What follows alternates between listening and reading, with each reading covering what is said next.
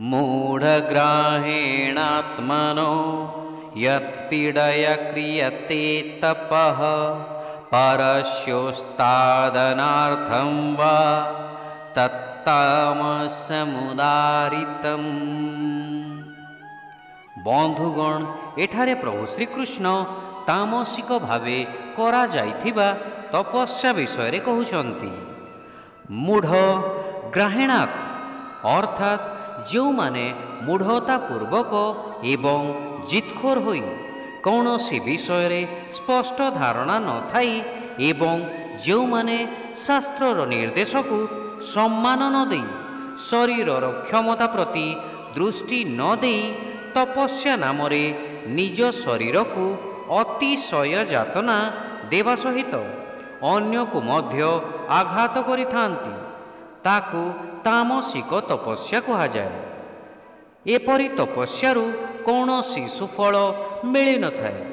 यह शारीरिक चेतनारे संपादित होइथाए एवं व्यक्तित्वर अशिष्टतार प्रचार करिथाए।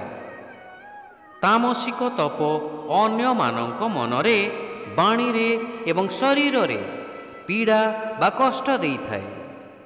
एई तपर उद्देश्य अन्यर अनिष्ट करिबा होइथाए, जहा पई तामसिक तपकु सबुठारु निकृष्ट तप कहा जाइथाए।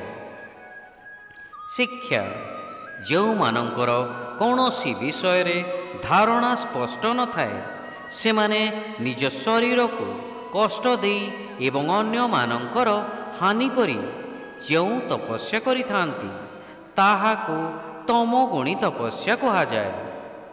Austerity that is performed by those with confused notions and which involves torturing the self of harming others is described to be in the mode of ignorance. Hare Krishna.